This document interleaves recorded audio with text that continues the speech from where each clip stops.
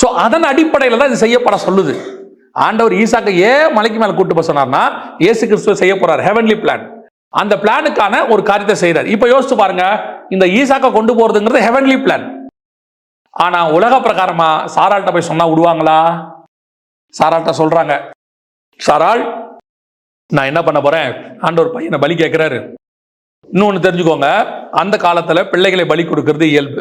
இயல்புனா முறைமையில இருக்கு. அந்த ஊர்ல என்ன இருக்கு, ஒரு முறைமையில இருக்கு. கானான்ல ஜனங்கள் தங்களோட மூத்த பிள்ளைகளை யாருக்கு பலி கொடுப்பாங்க, அவங்க கடவுள்களுக்கு கொடுப்பாங்க. அந்த மாதிரி ஒரு வேலையை ஆபிரகாம் செய்ய போறாருன்னு சாராள் நினைச்சுப்பாங்க. அவங்க என்ன சொல்லுவாங்க, இல்லாம இருந்து எனக்கே கர்த்தர் என்ன பண்ணிருக்கிறாரு, 90 வயசுல ஒரு பிள்ளையை கொடுத்திருக்கிறாரு. இந்த பிள்ளையை நான் பலி கொடுக்க என்ன செய்ய மாட்டேன், விட மாட்டேன். சாராளுடைய வியூல அது கரெக்டா இல்லையா? கரெக்ட். அவங்க சொன்னது கரெக்ட். சரி, இப்படி எடுத்துக்கோங்க. பைபிள் படி பலி கொடுக்கலாமா, பையனை கொடுக்கலாமா, கொடுக்க கூடாதா? பைபிள் படி கொடுக்கலாமா, கொடுக்க கூடாதா? ஒரு பிள்ளைய கடவுளுக்கு பலி கொடுக்கலாமா, கொடுக்க கூடாதா? கொடுக்க கூடாது. God never accept human sacrifice. கர்த்தர் ஒரு நாள் மனுஷ பலி என்ன செய்ய மாட்டாரு. அப்ப இப்படி கேட்டா பார்க்கிறவங்களுக்கு இது அகைன்ஸ்டா இல்லையா? பைபிள் படிக்கிறவன் என்ன சொல்லுவான், அது எப்படி ஆண்டவர் கேட்பாரு? நீங்க சொல்லுங்க, ஆண்டவர் எப்படி சொல்லுவாரு, எந்த வசனத்துல சொல்லுவாரு? ஆனால் ஆபிரகாமுக்கு மட்டும் தெரியும், இது கர்த்தர் என் மேல் வைத்த திட்டம், இது கர்த்தர் என்னை பத்தி செய்ய சொல்லியிருக்கிறார். சில நேரங்களிலே வானத்துக்குரிய சந்ததியில இருக்கிற உங்களுக்கும் எனக்கும் கர்த்தர் சொல்லக்கூடிய திட்டம் இந்த உலகம் ஏற்றுக்கொள்ள கூடாததாக இருக்கும். உங்களுக்கு ஆதரவா ஒரு கருத்து இருக்காது, ஒண்ணுமே இருக்காது. ஆனா கர்த்தர் சொல்லுவாரு, செய் அப்படிம்பாரு, செய்யும் பாரு.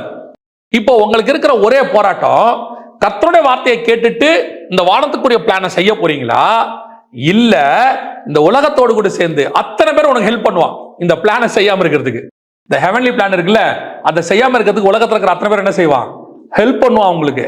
அவன் சொல்லுவான், நாங்க பாத்துக்கிறோம் ஆபிரகாம், நீ ஒன்றும் கவலைப்படாத, ஆண்டவர் என்னதான் செய்யறாரு, என்னதான் பண்ணுவார் பார்த்துப்பான். அது எப்படி பிள்ளையை கேட்பாரு, அதெல்லாம் கர்த்தர் ஒத்துக்கு அதெல்லாம் செய்ய மாட்டாரு, தைரியமாரு, நாங்க இருக்கிறோம், நாங்க ஜெபம் பண்ணுவோம், உபவாசம் இருப்போம் அப்படின்லாம்பா. ஆனா இது 100% காட் அவனை கூப்பிட்டாரு ஆபிரகாம். இன்னைக்கு உங்க பிள்ளைய கர்த்தர் அப்படி கேட்கிறாருன்னு சொன்னா உங்களால ஒத்துக்க முடியுமா? இவ்வளவு எக்ஸாம்பிள்ஸ் இருக்கு. கர்த்தர் பலி கேட்க போறதில்ல, கொடுக்க மாட்டாரு, சரி செய்ய சொல்றாரு, சரின்னு சொல்றதுக்காவது உங்க வாய் வருமா? இந்த உலகத்தை விட்டு வேறு பிரிக்கிறவனால மட்டும்தான் அதை சரின்னு சொல்ல முடியும். அந்த ஹெவன்லி பிளான்ல இருக்கிறவன் மட்டும்தான். திருப்பியும் சொல்றேன், God never accept human sacrifice. இதை நான் சொல்லக்கூடியது பைபிள்ல உள்ள உதாரணத்தை நான் சொல்லுகிறேன். நீங்கள் பரலோகத்துக்கு திட்டம் உள்ளவராக இருக்கும்போது உங்களுக்கு கொடுக்கக்கூடிய தரிசனம் யூனிக்காக இருக்கும், விசேஷமாக இருக்கும், அது உங்களுக்கானது மட்டும் இருக்கும். ஆனால் அந்த திட்டத்தை செய்வதற்கு பூமியில ஒருத்தர் கூட ஒத்துக்க மாட்டாங்க. ஆனால் நீங்கள் நானும் செய்யணும். அப்படி ஏன் செய்ய முடியுது அப்படின்னு கேட்டா, உங்களை கர்த்தர் வேறு பிரிச்சுட்டாரு. அப்படி வேறு பிரிக்கிறவனால மட்டும்தான் அந்த திட்டத்தை என்ன பண்ண முடியும், செய்ய முடியும். நான் சொல்லுவேன், இந்த ஊழியத்துல இப்ப நான் இந்த இடத்துல வந்து நிக்கிறேன்னு வச்சுக்கோங்களேன். இந்த இடத்துல நான் நிக்கிறதுக்கு 3 முக்கியமான ஒரு காரியத்தை வாழ்க்கையில் ஆண்டவர் செஞ்சாரு. அதுவும் ஆண்டவர் தான் செஞ்சார், நான் செய்யல. முதல் காரியம் நான் நினைக்கிறது, இந்த 3மே நான் நினைக்கிறது. முதலாவது என்னன்னு பாத்தீங்கன்னு சொன்னா, 1992 திடீர்னு ஒரு நண்பர் என்னை கூப்பிட்டு சொல்றாரு, என் கூட கொஞ்சம் வா, நான் உங்கள்கிட்ட பேசணுங்கிறாரு. போறோம், உட்காடுறோம், ஆண்டவரை பத்தி பேசுறாரு. நான் ஆல்ரெடி ஒரு சிஎஸ்ஐ குடும்பத்தில் உள்ள ஒரு ஆளு, ஆனா அவர் வந்து பிராமண குலத்தை சேர்ந்தவர். அவர் சொல்றாரு, ஆண்டவரை பத்தி என்கிட்ட சொல்றாரு, கேட்கிறாரு. அந்த இடத்துல என் கூட சர்ச்சுக்கு வாங்குறாரு. அவர் பேசிதான் முடிச்சாரு, ஒண்ணுமே செய்யல. ஆனா அவர் என்ன சொன்னார் காஸ்பல் எனக்கு தெரியாது. ஒண்ணு மட்டும் தோணுது, இவர் இவ்வளவு பேசுறாரு, நம்ம போனோம் அப்படின்னு. அது கர்த்தரே என்னை நடத்தி கொண்டு வந்தாருன்னு சொல்லுவேன். அந்த வேறுபாடு அங்க இருந்து அன்னைக்கு வந்து எனக்கு பிடிச்சமான காரியங்கள்லாம் இருக்குது, அத்தனையும் டிவியில ஓடுது, என்னை சுத்தி நடக்குது, எல்லாத்தையும் விட்டுட்டு அப்படியே ஆண்டவர் இழுத்துட்டு போறாரு என்ன. அது என் நினைவே இல்லைம்ப, அப்படியே கையை பிடிச்சி கூட்டிட்டு போனார். அதை வந்து யாரும் ஒத்துக்கவே மாட்டாங்க அன்னைக்கு. ஏன்னா எங்க வீட்டுல எல்லாம் சொல்லுவாங்க, நாங்க கொண்டு தான் சர்ச்சுக்கு போறோம், நீ என்ன புதுசா பெண்டிகாஸ்டலுக்குள்ள பெந்தகோஸ்தே அப்படின்னு உள்ள போற.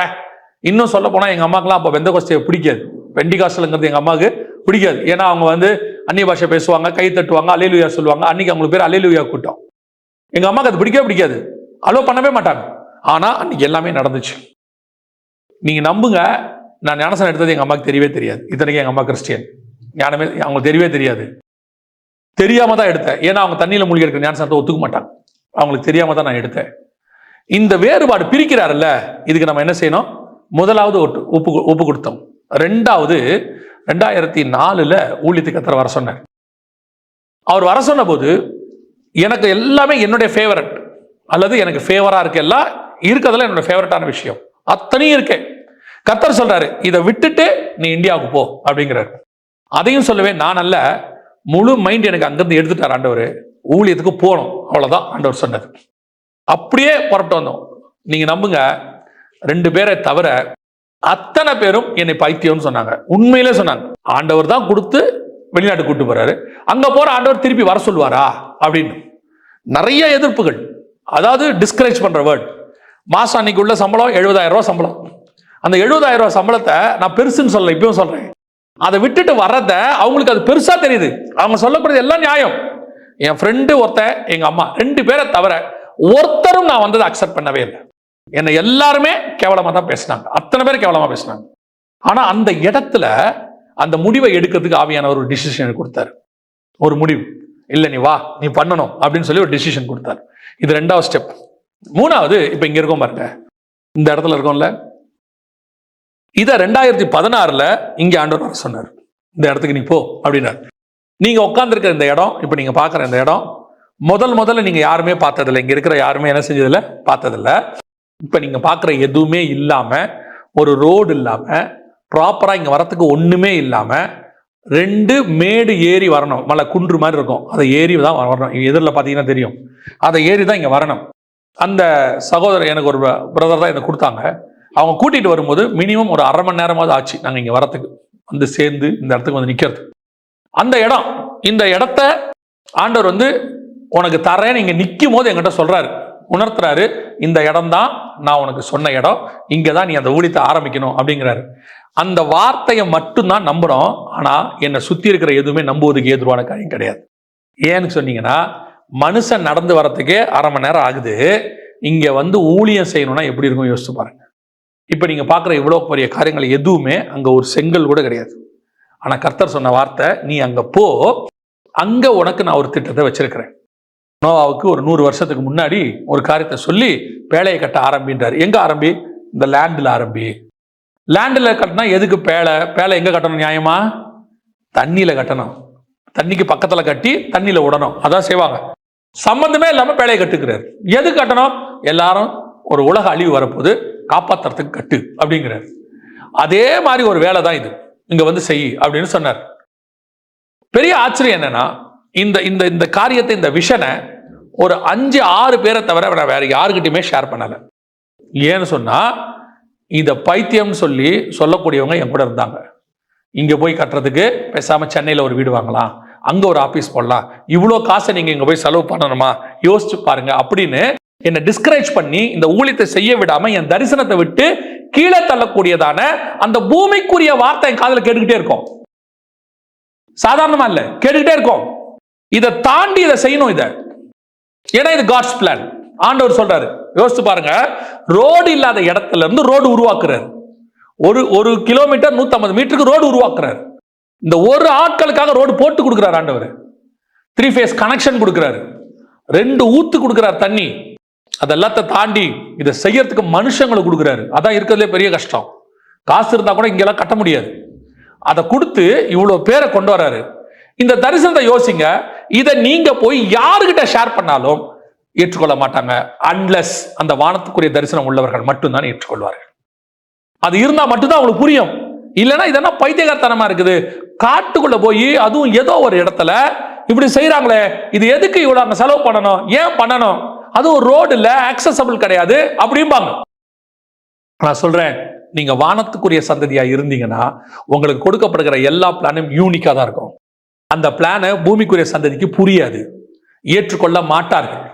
இன்னும் சொல்ல போனால் உங்களை செய்ய விடாமல் தடுப்பார்கள். ஆனா ஆபிரகாம் என்ன பண்ணா தெரியுமா? கர்த்தர் சொன்ன உடனே அதிகாலையில் எழுந்து, அதான் ரொம்ப இம்பார்ட்டன்ட். 22ஆம் அதிகாரம் 3ஆம் வசனம் வாசிங்க பார்ப்போம். ஆபிரகாம் அதிகாலையில் எழுந்து தன் கழுதையின் மேல் சேணங்கட்டி தன் வேலைக்காரரில் 2 பேரையும் தன் குமாரன் ஈசாக்கையும் கூட்டிக் கொண்டு தகன பலிக்கு கட்டைகளையும் பிளந்து கொண்டு தேவன் தனக்கு குறித்த இடத்திற்கு புறப்பட்டு போனான். நல்லா கவனிச்சு பாருங்க, சாரால் மிக்ஸே ஆக மாட்டாங்க. அதுல சாரால் என்ன ஆக மாட்டாங்க, சொல்லவே மாட்டான். சாராளுக்கிட்ட என்ன நடக்குதுன்னு கூட சொல்ல மாட்டான், யாருக்கிட்டையும் சொல்ல மாட்டான். சரி 2-3 நாள் இருந்துட்டு விருந்து சாப்பிட்டுட்டு பையனை பலி கொடுக்க போறோம். சரி பையன் கூட ஒரு 2-3 நாள் ஜாலியா இருப்போம், அவனுக்கு தேவையானதெல்லாம் வாங்கி கொடுப்போம், அதுக்கப்புறமா கொண்டு போய் பலி கொடுப்போம் அப்படின்னு கூட அவன் யோசிக்கவே இல்லை. அவன் செஞ்சது என்ன? அதிகாலையில் எழுந்து மறுநாள் காலையில ஏர்லி மார்னிங் எழுந்துட்டான். சரி, காட்ஸ் பிளானை, கர்த்தர் உங்க மேல வச்ச திட்டத்தை செய்யணும்னா அது உங்களுக்கு மட்டும்தான் புரியும், நீங்க மட்டும்தான் செய்யவும் முடியும். ஏன்னா அது உங்க மேல வச்சது, அது உலகத்துக்கு புரியாது, சொன்னாலும் தெரியாது. அந்த மாதிரி ஆட்கள்கிட்ட சொல்லாமல் இருப்பது நல்லது. நீங்க அங்க ஷேர் பண்ணீங்க, உங்க விசுவாசத்தை குலைச்சிருவாங்க, உங்களை செய்ய விட மாட்டாங்க. எதுக்கு அப்படின்னு அவங்க பேசி என்ன பண்ணிடுவாங்க, அந்த திட்டத்துல இருந்து உங்களை தூக்கிடுவாங்க. யாரை கொண்டு வந்து கத்தரை திட்டத்தை வைக்கிறாரோ அவனுக்கு மட்டும்தான் பிரியும். மற்றவங்களை விட்டு கத்தரை என்ன பண்ணுவாரு? அப்படியே பிரிப்பாரு, நடுவில் ஒரு பிரிவினை உண்டாக்கிடுவாரு. நான் எப்பவுமே சொல்வேன், ஒரு சிலர்லாம் இந்த ஊழியத்தின் பாதையில் ஆரம்பத்தில் நிறைய அகைன்ஸ்ட் வரும்போது அவர்கள் எதிர்த்துட்டு போவாங்க. போகும்போது ஒரு நாள் கூட கர்த்தர் போய் அவங்களோட ஒப்புரவாகிய கூட்டிட்டு சொல்ல மாட்டார். அவங்க அந்த தரிசனத்துல இல்லாம போறாங்க அப்படின்னா கர்த்தர் சொல்வாரு, ஒண்ணுமே பேசாத, விட்டு. தரிசனத்துல உள்ளவன் உன் கூட டிராவல் பண்ணுவான், தரிசனத்துல இல்லையா டிராவல் பண்ண மாட்டான். நீ போய் என்ன பண்ணாத, உன் தரிசனத்துல எக்ஸ்பிளைன் பண்ணி ஐயோ இப்படி நடக்குது அதெல்லாம் சொல்லாத. அவன் தரிசனம், இப்ப லோத்து வரணும்னா கானானுக்கு என்ன பண்ணுவான்? தானா வருவான். அங்க 1000 பிரச்சனை வரும், எங்க? கானான்ல. ஆனா லோத்து என்ன சொல்லணும் தெரியுமா? எனக்கு ஆடு மாடு மந்தையை விட ஆபிரகாம் முக்கியம், ஆபிரகாமுடையதான தரிசனம் முக்கியம். இந்த தீர்மானத்தை யார் எடுத்திருக்கணும்? லோத்து எடுத்திருக்கணும். இப்ப லோத்துக்கு ஆபிரகாம் கூட இருக்கிறத விட ஆடு மாடு முக்கியமா போச்சு. விளைவென்ன? ஒரு நாள் சோதோம் அழிந்தது. அந்த அழிவுல லோத்து எந்த ஆடு மாடுகளுக்காக சோதோமுக்கு போனானோ எல்லாத்தையும் இழந்துட்டு வெறும் கையாய் திரும்பி வந்தான். நல்லா புரிஞ்சுக்கொள்ளுங்க, வானத்துக்குரிய சந்ததிக்கும் பூமிக்குரிய சந்ததிக்கும் நிறைய டிஃபரன்ஸ் இருக்கு. அந்த வானத்துக்குரிய சந்ததிக்கு மட்டும்தான் அது புரியும், மற்ற ஜனத்துக்கு அது என்ன செய்யாது? புரியாது. ஏன்னா கர்த்தரே அப்படி ஆக்கி வச்சிருக்கிறார். இப்போ உங்களுக்கு இந்த பூமியில இருக்கிற எல்லாம் தெரியுது இல்ல, வானத்துல நடக்கக்கூடியதான காரியங்கள் உங்களுக்கு தெரியுமா? உங்களுக்கு ஏதாவது தெரியுமா? தெரியாது. சயின்ஸ்ல சொல்லுவாங்க, மேகம் வருது, தண்ணிலாம் ஆகுது, எவாப்ரேட் ஆகுது, மேகம் ஃபார்ம் ஆகுது, இடிக்குது, இடி இடிக்குது, அங்கிருந்து மின்னல் வருது, எல்லாம் சொல்றாங்க. எதையாவது நீங்கள் மேகத்துக்குள்ள இருந்து பார்த்துருக்கீங்களா? அது நடக்கிற விஷயத்தை, ப்ராசஸ? அது நமக்கு புரியவும் புரியாது. அவங்க சொல்லுவாங்க, இத்தனை நட்சத்திரம் இருக்குது, அத்தனை இருக்குன்னு எண்ணி பார்த்தாங்களா? அதை தாண்டி இப்படி ஒன்று இருக்குன்னு சொன்னாங்களே, அது தாண்டி ஒன்று இருக்குதா? பிளாக் ட்ரிஃப்ட்னு ஒன்று இருக்குனாங்க, அது உள்ள என்ன இருக்குன்னு யாருக்கு தெரியுமா? இவங்களுக்கு எதாவது தெரியுமா? எல்லாமே அசம்ஷன். ஏன்னா மனுஷனால வானத்துக்குரியதை கெஸ் பண்ணிட்டு தான் பண்ண முடியும். ஆனா தேவனுடைய திட்டத்தை அவனால என்ன செய்ய முடியாது? புரிஞ்சுக்க முடியாது. ஆனா வானத்துல உள்ளவரால அதை புரிஞ்சுக்க முடியும், வெளிப்படுத்த முடியும். இப்ப நீங்களும் நானும் எதுக்குரிய சந்ததி?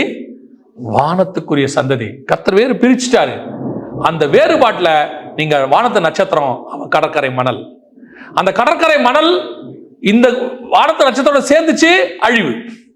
அதான் கர்த்தர் சொல்றாரு. அந்த டிஃபரன்சியேஷன் இருக்கட்டும். இது ஃபர்ஸ்ட். இரண்டாவது வாசிங்க, 9வது வசனம் வாசிங்க. ஆதியாகமத்தின் புத்தகம் 1ஆம் அதிகாரம் 9ஆம் வசனம். பின்பு தேவன், வானத்தின் கீழே இருக்கிற ஜலம் ஓரிடத்தில் சேரவும் வெட்டாந்தரை காணப்படவும் கடவது என்றார். அது அப்படியே ஆயிற்று. இப்ப பாருங்க, ரெண்டாவது பூமியிலேயே கர்த்தர் ஒரு பிரிவினை உண்டாக்குறாரு. இப்ப வானத்துக்கு மேல இருக்கிற ஜலத்துக்கும் பூமிக்கு மேல இருக்கிற ஜலத்துக்கும் கர்த்தர் என்ன பண்ணிட்டாரு? டிஃபரன்ஸ் உண்டாக்கிட்டாரு. ஆனா இப்ப ரெண்டாவது ஒண்ணு டிஃபரன்ஸ் உண்டாக்குறாரு. என்னது? பூமியில உள்ள ஜலத்துக்கும் வெட்டாந்தரைக்கு என்ன உண்டாக்குனார்? தண்ணீர் எல்லாம் ஒரு இடத்தில் சேர கடவுது, வெட்டாந்தரை உண்டாக்க கடவுது. இந்த டிஃபரன்ஸ். இந்த தண்ணீர் என்பது எதற்கு அடையாளமா இருக்குது? இந்த வெட்டாந்தரை என்பது எதுக்கு அடையாளமா இருக்குது அப்படின்னு பாத்தீங்கன்னு சொன்னா, இந்த தண்ணீர் என்பது, இதுதான் பேதுரு சொன்னது, மாறுபாடுள்ள சந்ததி. பூமிக்குள்ளேயே உங்களுக்கும் எனக்கும் அகைன்ஸ்டா ஒரு கூட்டத்தை கர்த்தர் வச்சிருக்கிறார். இங்கிருந்து எப்பவுமே என்ன வரும் தெரியுமா? சமுத்திரத்திலிருந்து ஒரு மிருகம் எழும்பி வர கண்டேன். இது எப்பவுமே கரையை நோக்கி வரும், உங்களை என்னையும் அழிக்கிறதுக்கு வரும். இப்ப நாம திட்டத்தின்படி வந்துடும். இந்த வெட்டாந்தரைங்கிறது எது? இந்த வெட்டாந்தரையில தான் மரம் செடி கொடிகளை உண்டாக்குறாரு, இந்த வெட்டாந்தரையில் தான் ஏதேன் உண்டாக்குறாரு, இந்த வெட்டாந்தரையில் தான் தோட்டத்தை உண்டாக்குறாரு, இந்த வெட்டாந்தரையில் தான் நித்திய ஜீவ விருட்சத்தை உண்டாக்குறாரு. இது எல்லாமே முழுக்க முழுக்க நமக்கானது, நமக்கானது பூமியில. இந்த பூமியில நம்ம செய்ய வேண்டிய காரியங்களை வச்சு கர்த்தர் நம்ம செஞ்சுட்டு இருக்கும் போது திடீர்னு என்ன பண்ணணும்னு கேட்டீங்கன்னா, இந்த பூமியில இருந்து ஒரு ஜனம் வரும். பூமியில என்ன செய்யும்? ஒரு ஜனம் வரும். அது என்ன பண்ணும்? இதை டோட்டலா க்ளோஸ் பண்றதுக்கு, உங்க பிளானை மொத்தத்தையும் க்ளோஸ் பண்றதுக்கு என்ன பண்ணும்? ஒரு பிளான் ஒன்று பண்ணும்.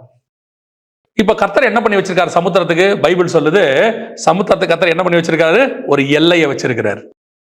இதுக்கு மிஞ்சி வராதேன்னு சொல்லியிருக்கிறார். அதே மாதிரிதான் உலகத்துல உங்களுக்கு உபத்திரவம் உண்டு, திடம் கொள்ளுங்கள், நான் உலகத்தை. நீங்க இந்த பிளானை பூமியில செய்யும் போது உங்களுக்கு விரோதமா பிசாசு பூமியிலிருந்து ஒரு கூட்டத்தை எழுப்புவான், ஒரு ஜனங்களை எழுப்புவான். வாசிங்க வெளிப்படுத்தின விசேஷம் 12ஆம் அதிகாரம் 15வது வசனம் வாசிங்க. அப்பொழுது அந்த ஸ்திரீயை வெள்ளங்கொண்டு போகும்படிக்கு பாம்பானது தன் வாயிலிருந்து ஒரு நதி போன்ற வெள்ளத்தை அவளுக்கு பின்னாக ஊற்றிவிட்டது. நல்லா கவனிங்க. இப்ப பாம்பு என்ன பண்ணுது? ஜலத்தை கொண்டு வந்து ஊத்துது. அப்படின்னா ஜனங்களை கொண்டு வருதுன்னு அர்த்தம். ஜலம் இதுக்கு அடையாளமா இருக்கு. இது யாருடைய வாயிலிருந்து வருது? பாம்பின் வாயில். பிசாசு கிட்ட இருந்து ஒரு கூட்டம் எழும்பி வரும். இந்த கூட்டத்துடைய வேலையே என்னன்னா உங்களை விழுங்கிறது. உங்களை என்ன பண்ணணும்? முழுங்கணும். உங்க தரிசனத்துல இருந்து உங்களை நடத்தணும், வெளியே கொண்டு போகணும், உங்களை க்ளோஸ் பண்ணணும்.